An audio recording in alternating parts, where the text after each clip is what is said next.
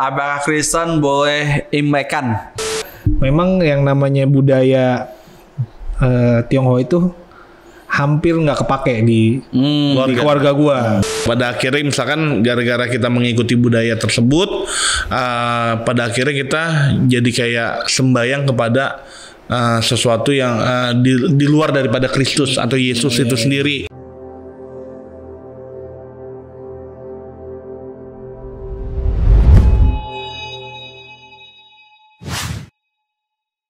Susahnya Jadi Kristen. Gongsi. Koko Biwi. Wah, kok gue. Iya. Chinese Kita kan? jelas bukan Cina ya. Iya, kita Ambon lagi. Sudah. Ampau.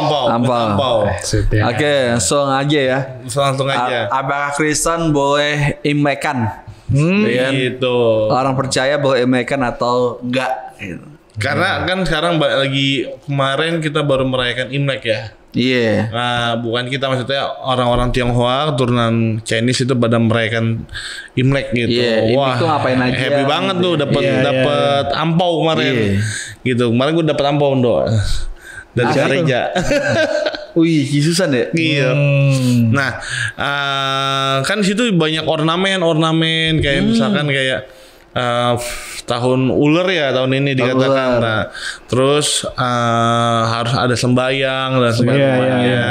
Nah, ini menurut Kokoh Billy nih, apakah orang keturunan Chinese atau Tionghoa yang udah menjadi Kristen, apakah tetap boleh merayakan Imlek? Ya. Oke.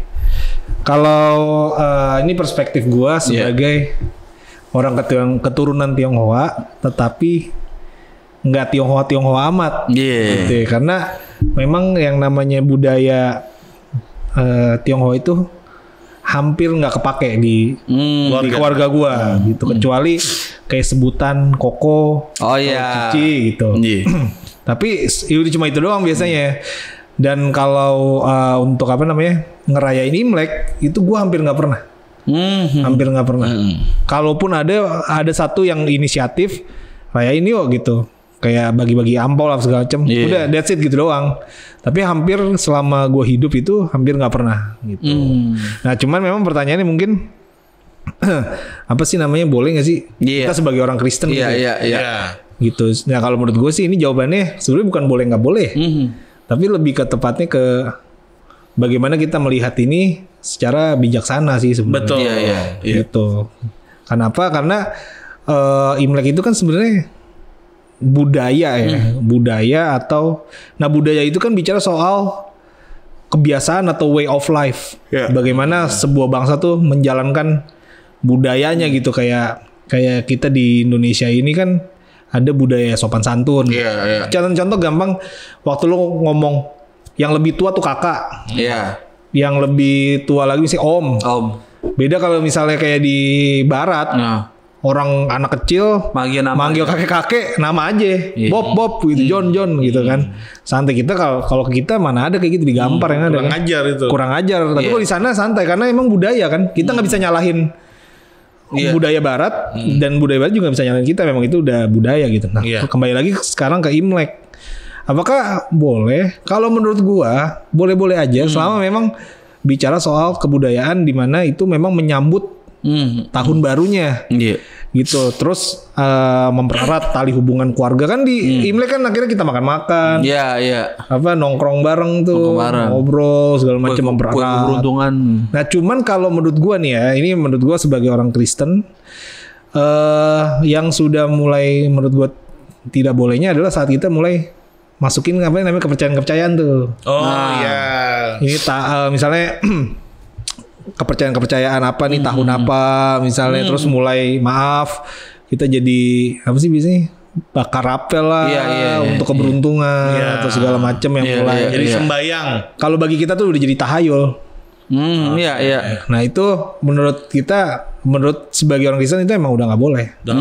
Tapi kalau sekedar cuma ngerayain budaya dalam arti mempererat kebudayaan memang itu sudah turun temurun dan mempererat tali persaudaraan, kekeluargaan, makan bareng, bagi-bagi ampau, menurut gua aman-aman aja sih. Tapi kalau udah menyentuh hal yang mistik, bicara mistik gitu ya, Menurut gue itu udah nggak boleh sebagai orang Kristen.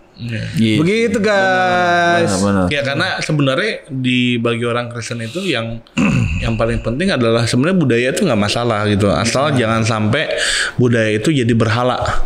Intinya tuh gitu. Pada akhirnya misalkan gara-gara kita mengikuti budaya tersebut, pada akhirnya kita jadi kayak sembayang kepada sesuatu yang di luar daripada Kristus atau Yesus itu sendiri gitu. Nah jangan gara-gara kita ikut budaya pada akhirnya kita mengikuti dengan kata lain apa yang dinamakan misalkan dewa-dewa yang dewa-dewa gitu loh, berhala-berhala. Nah itu yang pada akhirnya kalau dalam kekristenan sebenarnya batasnya sih sampai situ aja sih gitu loh. Selama itu tidak membuat kita menjadi penyembah berhala, kalau menurut gue sih nggak apa-apa karena banyak hal yang dari Imlek yang bisa kita ambil sebenarnya gitu. Kayak ampau itu penting tuh. Ampau bicara orang yang sudah bekerja itu memberkati orang yang belum bekerja. Kan di dalam kekristenan ada diberkati untuk memberkati kan ada lagi gitu kan, nanti yang udah bekerja udah berkeluarga ya udah nggak dapat ampau lagi itu kan kayak gitu. Nah itu kan penting tuh. Nah, misalkan dalam Imlek itu ada kumpul keluarga, nah itu kan bagus bisa bicara tentang fellowship ya kan dengan hal gitu. Bisa bukan dalam kumpul keluarga itu ada berdoa sama-sama memberitakan firman Tuhan, kan bisa jadi media untuk kekristenan juga gitu. Nah tapi kalau udah sampai harus berdoa masuk ke dalam rumah ibadat orang lain sampai berdoa di situ, bicara imannya pada akhirnya ya kita jadi salah. Tapi bagi orang-orang yang mungkin yang tetap punya kepercayaan itu bukan Kristen ya go ahead gitu loh, kita nggak melarang intinya gitu. Tapi kalau udah di dalam kekristenan kita menjadi orang Kristen ya kan ini konteksnya gitu, orang Kristen boleh atau enggak kan gitu. Nah kita udah jadi orang Kristen ya nggak bisa kayak gitu, batasnya udah ada, intinya itu kayak gitu. Intinya budaya dan agama tuh nggak boleh terpisah. Betul. Harus kawin nih, harus campur karena faktanya sih duluan budaya dulu nih sebelum agama ada nih. Betul. Dari dulu ya kan. Kekristenan lahir sebelumnya ada budaya Yahudi. Iya. Baik lagi nanti di Indonesia ketika agama Kristen masuk dan lain-lain sudah ada budaya duluan di Indonesia. Betul. Dan makanya salah satu penginjil di Belanda datang ke Indonesia, kesulitannya adalah mengubah budaya khususnya di timur tuh. Itu. Ya kan? Makanya ada penasehatnya, yaudahlah nggak usah berharap menghapus budaya mereka, biarkan budaya itu berkembang gitu kan, berbarengan dengan agama. Betul. Makanya banyak kita temukan ada ibadah-ibadah di gereja yang juga menggunakan budaya. Makanya tapi budaya itu juga dipakai bisa tadi kalau Ino bilang menjadi media penginjilan, sangat bisa dipakai, sangat Paulus pakai budaya Yunani dengan berdebat di pasar-pasar, dia berdebat ngomongin Yesus. Kisah Drak penginjil pertama orang Jawa di Indonesia dia pakai wayang. Gitu. Karena orang Jawa juga wayang. Coba distrik. Oh gue udah bertobat nih, wayang gue bakar, semua gue bakar, lu repot.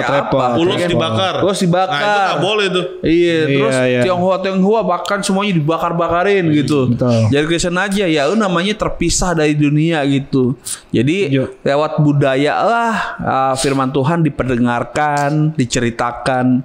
Seperti itu. Jadi agama dan budaya tetaplah menyatu. Karena bahasa itu bagian dari budaya. Iya, betul. Bahasa, tulisan, dan kan kita pakai itu untuk berkomunikasi. Iya. Kalau itu jadi haram, berarti kita nggak ngomong-ngomong sama orang gimana? Telepati kan nggak mungkin. Begitu. Ya, begitu.